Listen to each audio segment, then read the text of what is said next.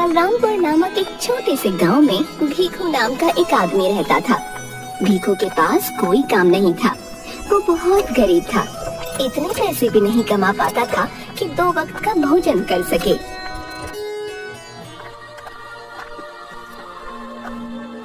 पता नहीं कब मुझे काम मिलेगा। आप जानते हैं, अब तो मंदिर में खाना मिलना भी बंद होने वाला है और हम कहाँ से खाएंगे? क्या? ये तो बहुत बुरी बात है। ऐसा नहीं होना चाहिए। हाँ, कल ही पुजारी जी कह रहे थे अब से मंदिर में खाना नहीं मिलेगा। ओह, तब तो हमें बहुत तकलीफ हो जाएगी। भीखू के 2 बच्चे भी मंदिर में ही खाना खाया करते थे। बच्चे भी भूखे ही रहेंगे। नहीं नहीं, मैं कुछ ना कुछ जरूर करूँगा। तुम लोगों को भूखा नहीं रखूंगा। अगले दिन से मंदिर में खाना मिलना बंद हो जाता है। सुनिए जी, बच्चे खाने के लिए बहुत जिद कर रहे हैं। क्या दूं इन्हें? भूख तो मुझे भी लगी है। रुको, मैं कुछ लेकर आता हूँ। भीखू आसपास कुछ काम ढूंढता है।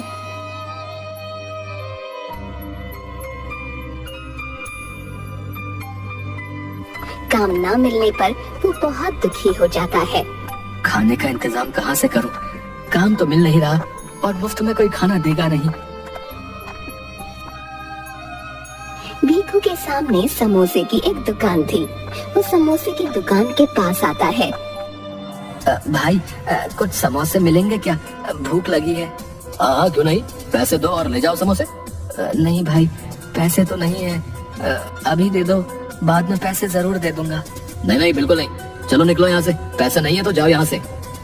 भीखू उदास होकर वहाँ से चला जाता है।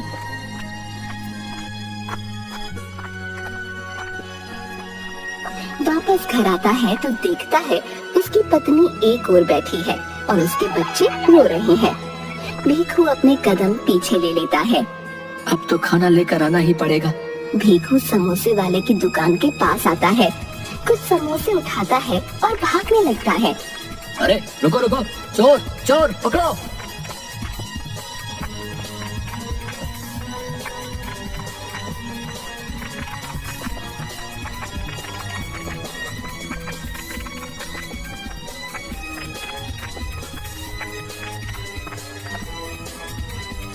भीखू भागता हुआ घर पहुंचता है। सुंदरी, ये लो समोसे लाया हूँ। वाह, मगर पैसे कहाँ से आए? चलो पहले इसे खाते हैं, फिर बात करते हैं। सुंदरी भीखू और बच्चों को समोसे देती है और खुद भी खाती है। बताइए ना, समोसे कहाँ से आए? क्या करता सुंदरी, पहले उधार पर मांगा दुकान वाले से समोसा तो उसने मना कर दिया। फिर मुझे चोरी करनी पड़ी। क्या चोरी? नहीं नहीं, ये सही नहीं है। तो क्या करूं? जब तक काम नहीं मिलता सबको भूखा छोड़ दूं? बताओ। सुंदरी भीखू की बात सुनकर चुप हो जाती है। तुम चिंता मत करो, मैं ज्यादा दिन तक ऐसा नहीं करूंगा। भूख की वजह से हर बार भीखू को चोरी करनी पड़ती। वो अब तक सभी से बचता आया था। हे भगवान, मुझे आगे भी इसी तरह बचाना। एक दिन भीखू कुछ खाने का सामान चोरी करके भाग रहा था। तभी दुकान वाला उसे पकड़ लेता है। अब तू नहीं बचेगा, अभी तुझे सरपंच जी के पास लेकर चलता हूँ। दुकानदार भीखू को सरपंच जी के पास लाता है। क्यों भीखू, तुमने ऐसा क्यों किया भाई? सरपंच जी, मुझे माफ कर दीजिए, मगर मेरे पास कोई काम नहीं है, इसलिए पैसे की बहुत कमी है। खाने के लिए भी कुछ नहीं, इसलिए चोरी करना पड़ा। नहीं भीखू, ये तुमने अच्छा नहीं किया। तभी कुछ और दुकानदार सरपंच के पास आते हैं और कहते हैं, सरपंच जी, इसने तो हमारी दुकान से भी चोरियां की हैं, वो भी कई बार, इसीलिए इसे कड़ी से कड़ी सजा मिलनी चाहिए। अच्छा अच्छा, सभी शांत हो जाइए, शांत हो जाइए। सुनो भीखू, तुम इस गांव में रहने के लायक नहीं हो। आज के आज तुम अपने परिवार के साथ ये गांव छोड़कर हमेशा हमेशा के लिए चले जाओ। हाँ, मगर सरपंच जी, मैं कहाँ जाऊंगा? वो मैं नहीं जानता, तुम ये गांव छोड़कर चले जाओ बस। भीखू उदास होकर घर आता है और सुंदरी को सारी बातें बताता है। मगर हम लोग जाएंगे कहाँ? पता नहीं सुंदरी, अब सरपंच जी ने कहा है तो हमें यहाँ से जाना ही होगा। बच्चों को साथ लो और चलो यहाँ से। भीखू अपनी पत्नी और बच्चे के साथ गांव छोड़कर चला जाता है।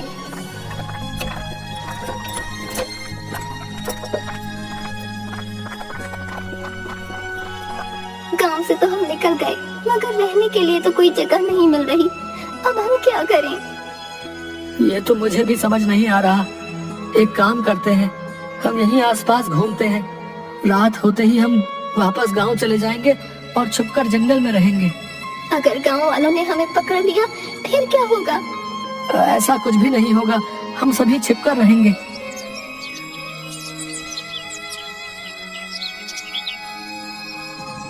रात होते ही भीखू अपनी पत्नी और बच्चों के साथ गांव वापस आ जाता है और जंगल में जाकर छिप जाता है। सुनो सुंदरी, अब हम यहीं रहेंगे। जी ठीक है।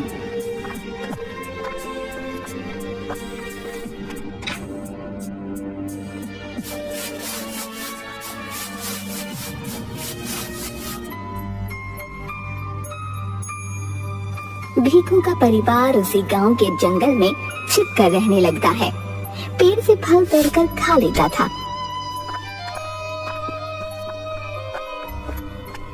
और कुछ सब्जियां मिल जाए तो उन्हें ही बनाकर खा लेते थे। जंगल में रहकर हमेशा भीखू यही सोचता, काश गांव वाले उन्हें माफ कर दें और उन्हें स्वीकार कर लें। कितना अच्छा होता अगर सभी गांव वाले इस बात को भूल जाते और हमें पहले की तरह स्वीकार कर लेते। पता नहीं ऐसा कभी होगा या नहीं, मगर मुझे यहाँ रहने में बहुत डर लग रहा है। अगर उन्हें पता चल गया तो अच्छा नहीं होगा।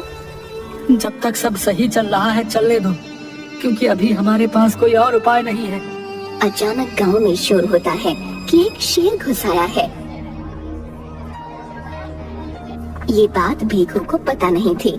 कुछ गांव वाले जंगल में लकड़ियां काटने आते हैं। भाई कहीं मत जाना, मैं तुरंत लकड़ी काट कर आ रहा हूँ। पता नहीं कब शेर आ जाए। हाँ भाई यहीं खड़ा हूँ, तू लकड़ी काट कर आ। जब से गांव में शेर के आने की खबर आई है तब से सबकी हालत खराब हो गई है। ये भीखू सुन लेता है। वो आदमी लकड़ी काट कर चले जाते हैं।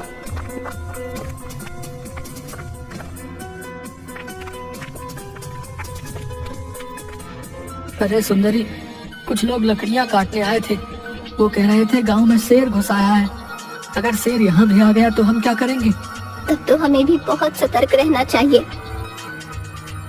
रात के वक्त भीखू जगकर रखवाली करने लगता है।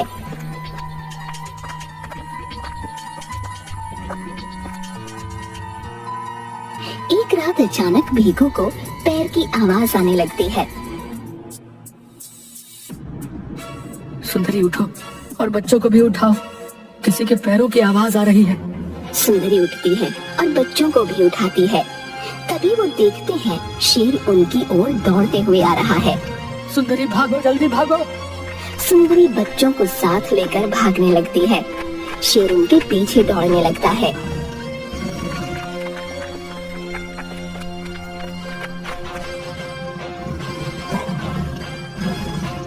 आगे रास्ता नहीं बचा था। सुंदरी रास्ता खत्म, यहाँ तो सिर्फ एक दरवाजा दिख रहा है। चलिए इसी दरवाजे के अंदर चलते हैं। भीखू दरवाजा खोलता है और सभी दरवाजे के अंदर चले जाते हैं। यहाँ तो बहुत अंधेरा है, कुछ दिख भी नहीं रहा। हम कुछ घंटे यहीं रहते हैं, फिर बाहर जाएंगे।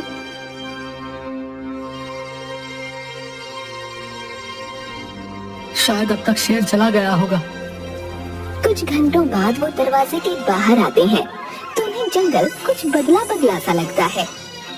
सुंदरी, ये जंगल मुझे सुरक्षित नहीं लग रहा। अब हमें गांव वालों के पास ही जाना होगा।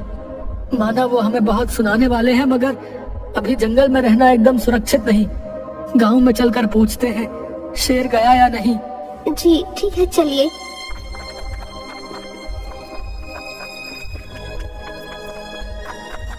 भीखू अपने परिवार के साथ वापस गांव में आता है। भीखू डरता हुआ एक आदमी से बोलता है, भाई जी, क्या शेर गांव से चला गया? शेर? तो गांव में शेर कब आया भाई? है? वैसे ये बताओ कैसा चल रहा है सब कुछ? तुम्हें कोई काम मिला या नहीं? वो आदमी भीखू से बहुत शांति से बात कर रहा था। ये मुझे कुछ नहीं कह रहा। क्या गांव वालों ने हमें माफ कर दिया क्या? क्या हुआ भाई, बिल्कुल शांत क्यों खड़े हो? कुछ बोलो तो सही। क्या आप लोगों ने हमें माफ कर दिया? माफ? मगर किस बात के लिए? क्या किया है तुम लोगों ने? लगता है गांव वाले इस बात को भूल गए हैं और इन लोगों ने मुझे माफ कर दिया। चलो अच्छा ही है। अब क्या उस बात को याद दिलवाना? छोड़ो, कोई आवश्यकता नहीं। वो खुशी खुशी गांव में रहने लगते हैं। कोई भीखू से कुछ नहीं कहता। सुंदरी, अब मैं चोरी नहीं करूंगा। सुना है सेठ जी किसी काम करने वाले को ढूंढ रहे हैं, वहीं जाकर काम करते हैं। 2 वक्त का भोजन तो मिल ही जाएगा। वैसे भी सभी उस बात को भूल गए हैं। अगर वापस वैसा किया तो सभी छोड़ेंगे नहीं। भीखू और उसकी पत्नी एक सेठ के घर काम करने लगते हैं और उन्हें वहीं से खाना मिलने लगता है और थोड़े पैसे भी। वो खुशी खुशी जिंदगी व्यतीत करने लगते हैं। सुनिए, सेठ जी ने कहा है जंगल से लकड़ियाँ काट कर लाना है। ठीक है, चलो।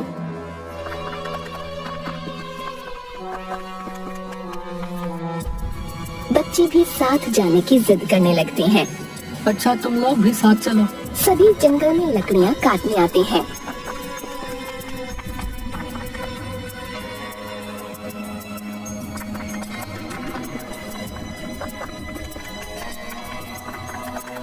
तभी अचानक एक जंगली जानवर उनका पीछा करने लगता है। भागो जल्दी से यहाँ से।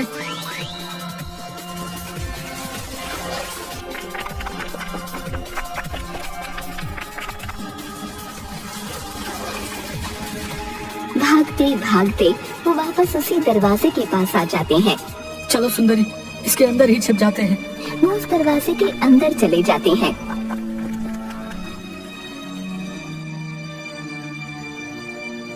और कुछ घंटों बाद उसमें से निकलते हैं। चलो सुंदरी, वापस गांव चलते हैं।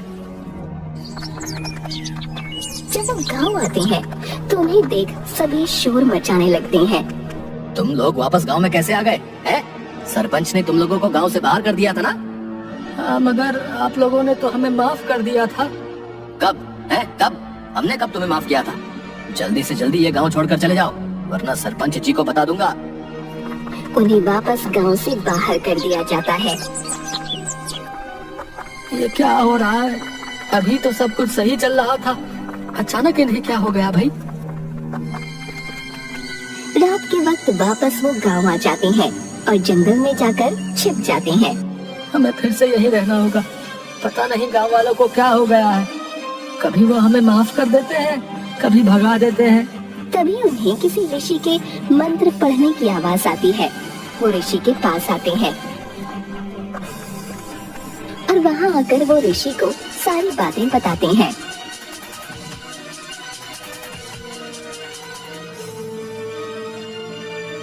अच्छा, तो तुम लोग उस दरवाजे के अंदर गए थे। मैंने उस जादुई दरवाजे को अपनी शक्तियों से बनाया था। मुझे किसी चीज का परीक्षण करना था, इसलिए मैंने उसे बनाया था। मुझे नहीं लगा था उसके अंदर कोई चला जाएगा। बाबा, हम कुछ नहीं समझ पाए। जो भी सोचकर तुम लोग जादुई दरवाजे के अंदर जाओगे, वो बिल्कुल वैसी ही दुनिया तुम्हारे लिए बना देगा। और वही तुम्हारे साथ हुआ है। बताओ, तुम लोग अक्सर क्या सोचते थे? हम तो यही सोचते थे गांव वाले हमें माफ कर दें और हमें पहले की तरह रहने दें। अच्छा, तो ठीक वैसी ही दुनिया जादुई दरवाजे ने तुम लोगों के लिए बना दी थी। जब तुम लोग वापस जादुई दरवाजे के अंदर गए, तब तुम लोग बनावटी दुनिया से दूर असल दुनिया में आ गए। अच्छा, तो ऐसी बात है। हाँ, और उस दुनिया से जो कुछ भी तुम लोग लेकर आए हो, वो जादुई होगा। बाबा, हम तो उस वक्त लकड़ियाँ काटने आए थे, इसीलिए हम ये कुल्हाड़ी लेकर आए थे। अच्छा, फिर ये जादुई कुल्हाड़ी है। बाबा, इस कुल्हाड़ी की जादुई शक्ति क्या है? ये कुल्हाड़ी काफी जल्दी लकड़ियों को काट देगी, वो भी खुद से। इसमें तुम लोगों को कुछ भी नहीं करना होगा।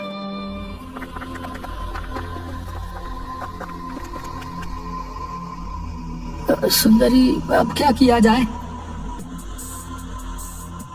तभी गांव के कुछ लोग भीखू के परिवार को जंगल में देख लेते हैं और उन्हें लेकर गांव आते हैं। सभी भीखू को खरी खोटी सुनाते हैं। ये तुमने अच्छा नहीं किया। जब मैंने तुम्हें गांव से निकाल दिया था तो तुम वापस क्यों आए? इसी बीच भीखू सोचता है कि क्यों ना जादुई कुल्हाड़ी का इस्तेमाल किया जाए। कृपया शांत हो जाइए आप लोग। हमें इस गांव में रहने दीजिए और मुझे माफ कर दीजिए। मैं अपनी गलती का प्रायश्चित करना चाहता हूँ और इसके लिए मैं गांव के सभी लोगों के लिए मुफ्त में काम करने को तैयार हूँ। कौन सा काम करोगे तुम? है सभी के पास जितनी भी लकड़ियाँ काटने का काम होगा वो मुझे दे दीजिए। मैं जल्दी से जल्दी आपका काम करके आपके घर पहुँचा दूंगा, वो भी मुफ्त में। ये सुन सभी भीखू की बात मान जाते हैं और लकड़ियाँ काटने का काम उसे दे देते हैं। जादुई कुल्हाड़ी की मदद से भीखू फटाफट लकड़ियाँ काटकर गांव वालों के घर पहुंचा देता है। भीखू का काम देख सभी उसे माफ कर देते हैं। इसके बाद से यही भीखू का काम बन जाता है। अब सभी उसे पैसे देकर लकड़ियाँ कटवाने लगते हैं। भीखू हमेशा के लिए चोरी करना छोड़ देता है और इसी काम के सहारे पैसे कमाने लगता है।